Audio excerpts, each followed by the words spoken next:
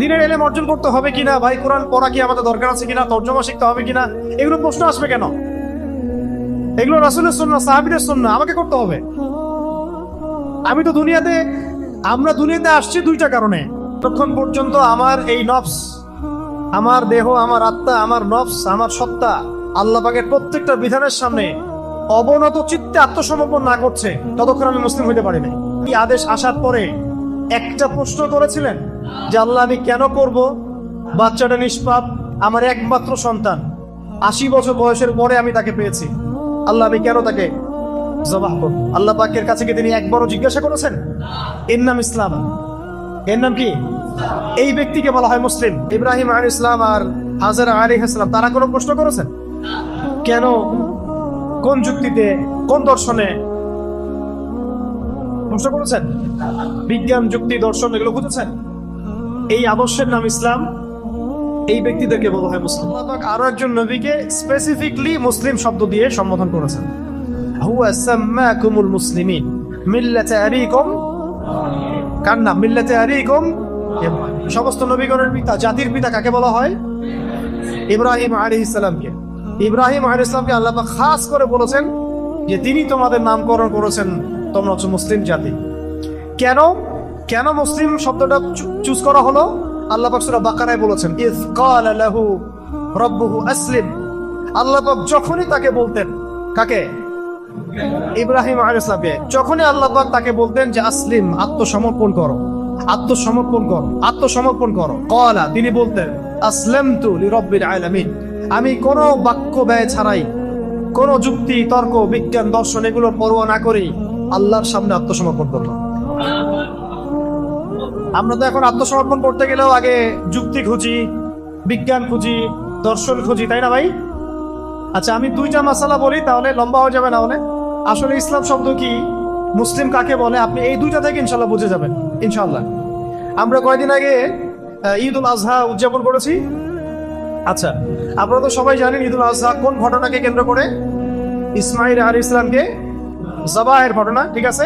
ফালাম্মা বালাগা মাইয়া সাইয়া ক্বালা ইয়া বুনাই ইন্নী আরা ফিল মানামি আন্নী আযবাহুক ফানজুর মাযা তারা। ইসমাঈল আলাইহিস সালাম যখন একটু বড় হলেন এবং বাবার সাথে দৌড়াদৌড়ি করতে শিখলেন, আল্লাহ পাক তাকে বললেন সন্তানকে কি করো? সন্তানকে। আচ্ছা, আমি আপনাকে বলি যে আপনাকে যদি আমি এই কথাটা বলি, বা কোনো বুজুর্গের দিন বলে, বা আপনি স্বপ্নে কোনো তথ্য পান, আপনি কি আপনার সন্তানকে জবাহ করবেন?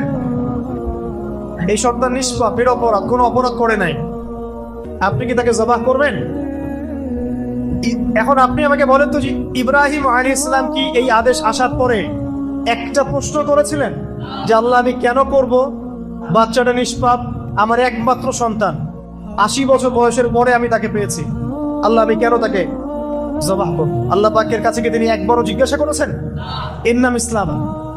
এর নাম কি? এই ব্যক্তিকে বলা হয় মুসলিম। আমি বুঝতে পারছি ভাই? এর নাম ইসলাম, এই ব্যক্তিকে বলা হয় মুসলিম। আর আমাদের সমাজে এই আদর্শটাকে বলা হয় মৌলবাদী, মৌলবাদী দর্শন, মৌলবাদী দর্শন। কারা এটা চালু করছে? ওই শাহবাগীরা, রামবাম, প্রগতিশীল, সুশীল, তারা এগুলা চালু করছে। তাহলে আপনি কি মৌলবাদী না হয় মুসলিম হতে পারবেন? বলেন, এই মূলনীতি না মানলে আপনি মুসলিম হতে পারবেন? তো দেখেন, তিনি বলছেন ইয়া আবাতি, হে আমার বাবা, ইফআল মা তুমার, আল্লাহ পাক আপনাকে যা আদেশ করেছেন আপনি করেন। সাতাজিদুনি ইনশাআল্লাহু মিনাস সাবিরিন, ইনশাআল্লাহ আপনি আমাকে সবরকারী পাবেন। ইসমাঈল আলাইহিস সালামকে বলেছেন, বাবা আমি তো কোনো অপরাধ করি নাই, আমাকে কেন জবাহ করবেন? আমার তো বয়স মাত্র 15, আমাকে কেন জবাহ করবেন? এর পিছনে কারণ কি, যুক্তি কি, বিজ্ঞান কি, দর্শন কি জিজ্ঞাসা করেছেন? বয়স কত? আমাদের সমাজে ছেলেবেলে বুঝই হয় না, এই বয়সে বুঝ হয়? এই আদর্শের নাম ইসলাম, এই ব্যক্তিকে বলা হয় মুসলিম। আমি বুঝতে পারছি। আরেকটা বলি, সন্তান হয়েছে কেবল ছোট্ট সন্তান, মা হাজরা আলাইহিস সালাম, সন্তানের নাম ইসমাঈল আলাইহিস সালাম। আল্লাহ পাক বলছেন যে তুমি তোমার স্ত্রী সন্তানকে রেখে আসো এমন একটা জমিনে যেখানে আমি আমার ঘর নির্মাণ করব, বাইতুল্লাহ নির্মাণ হবে। তখন সেখানে কোনো মানুষ ছিল? কোনো খাবার, কোনো পানি, কোনো জনপদ? আপনাকে যদি বলি, আমাকে যদি বলা হয় আমার স্ত্রী সন্তানকে রেখে আসতে, আপনি কি যাবেন? এখন ইসমাইল আলাইহিস সালাম এর পিতা ইব্রাহিম আলাইহিস সালাম আর হাজেরা আলাইহিস সালাম তারা কোনো প্রশ্ন করেছেন? কেন, কোন যুক্তিতে, কোন দর্শনে প্রশ্ন করেছেন? বিজ্ঞান, যুক্তি, দর্শন এগুলো খুঁজেছেন? এই আদর্শের নাম ইসলাম। এই ব্যক্তিদেরকে বলা হয় মুসলিম। আমাদের সমাজে ইসলাম হচ্ছে কিসের নাম জানেন? খালি মুখে লা ইলাহা ইল্লাল্লাহ মুহাম্মাদুর রাসূলুল্লাহ পড়া। যতক্ষণ পর্যন্ত আমার এই নফস, আমার দেহ, আমার আত্মা, আমার নফস, আমার সত্তা আল্লাহ পাকের প্রত্যেকটা বিধানের সামনে অবনত চিত্তে আত্মসমর্পণ না করছে, ততক্ষণ আমি মুসলিম হইতে পারি না। তাহলে আগে মুসলিম শব্দের ব্যাখ্যা শোনা, তারপরে উম্মাতে আসা। বলেন এখন অনেস্টলি বলেন, আমরা কি মুসলিম হইতে পারছি? আমরা তো নামাজই পড়ি না ঠিক মতো, অনেকে যাকাতই দেন না ঠিক মতো, রমজান মাসে রোজা রাখেন না অনেকের কথা বলছি। সংখ্যা কিন্তু কম হবে না, সংখ্যা কিন্তু কম হবে না। অনেকেই পর্দা করি না। দিনের ইলম অর্জন করা যে ফরজ, এই ফিকিরই নাই আমাদের। অনেকেই আমরা দেখেন হালাল খাই না, আছে না এমন? অনেকেই সুদ খাই, আমার তো মনে হয় বেশিরভাগই খাই। অনেকেই দুর্নীতি করেছি, ঘুষ খাই, খেয়ানত করি, মিথ্যা বলি, আরো অনেক কিছুই, মানে কবিরা যত গুনাহ আছে আমরা কিন্তু করি। আমরা গুনার কথা তো বাদ দিলাম, আল্লাহ পাকের প্রত্যেকটা আদেশ কি মানি? দাড়ি রাখতে হবে কি হবে না আপনি প্রশ্ন করবেন কেন? প্রশ্ন করা যাবে না তো। রাসূল রেখেছেন, আপনি রেখে দিবেন, খালাস, বাস। হ্যাঁ, এক মুষ্টি রাখা সেটা আলাদা মাসালা, রাখতে তো হবে। দিনের ইলম অর্জন করতে হবে কিনা, ভাই কোরআন পড়া কি আমাদের দরকার আছে কিনা, তর্জমা শিখতে হবে কিনা, এগুলো প্রশ্ন আসবে কেন? এগুলো রাসূলের সুন্নাহ, সাহাবীদের সুন্নাহ, আমাকে করতে হবে। আমি তো আমরা দুনিয়াতে আসছি দুইটা কারণে। কয়টা কারণে? অনেক লেকচার আমি এটা বলেছি, আগে বলে দিয়েছি আর কি। দুইটা কারণে আমরা বেসিক্যালি দুনিয়াতে আসছি। কয়টা কারণে?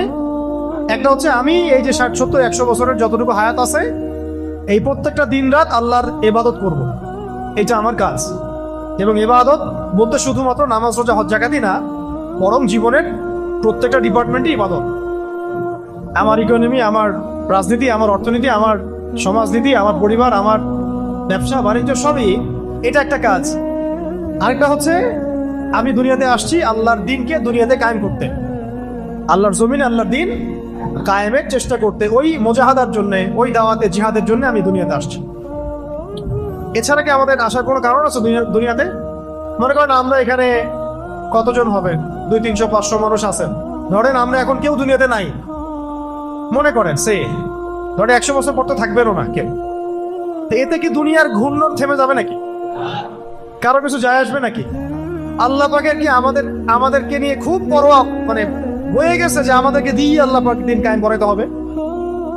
কার ঠেকা বলেন তো? ঠেকাটা কার? রংপুরে ভাষায় আমরা কি বলি? কার ঠেকা? ঠেকা কার? ঠেকাটা কার? আমার না আল্লাহ।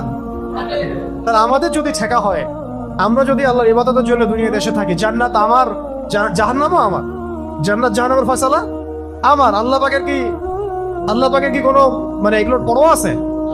সারা দুনিয়ার মানুষ যদি আল্লাহ পাকের ইবাদত করে, আল্লাহ পাকের শক্তি বেড়ে যাবে? শক্তি আগেও যা ছিল তাই থাকবে, সম্মান আগেও যা ছিল তাই থাকবে, বাড়বে কমবে? বরং বাড়বে, কমে যাবে কি কখনো? তারপরে আমরা যদি আল্লাহ পাকের ইবাদত সবাই নাও করি, আল্লাহ পাকের কিছু যায় আসে বলেন? তাহলে ঠেকা কার? দুনিয়াতে আসছি আমরা আল্লাহর ইবাদত করার জন্য, তার দিনকে কায়েম করার জন্য। তাহলে আমরা এসব প্রশ্নে যাবো কেন? আমাকে দিন শিখতে হবে কিনা, দাঁড়িয়ে রাখতে হবে কিনা, আমি মানে এই সুদী ব্যাংকে চাকরি করব কিনা, হ্যাঁ আমি হারাম খাবো কিনা, এখানে তাগুতি সিস্টেম আছে, আমার নামাজের সুযোগ দেয় না তারা, কত মাসালা আমাদেরকে জিজ্ঞাসা করেন। এগুলোর অ্যান্সার তো আপনিই বের করতে পারেন। মুসলিম হয়ে যান, অ্যান্সার পেয়ে যাবেন। মন থেকে মুসলিম হয়ে যান, অ্যান্সার আপনি ভিতর থেকে পেয়ে যাবেন যে কি করতে হবে আপনাকে। আমরা কি মুসলিম শব্দ বুঝতে পারছি ভাই?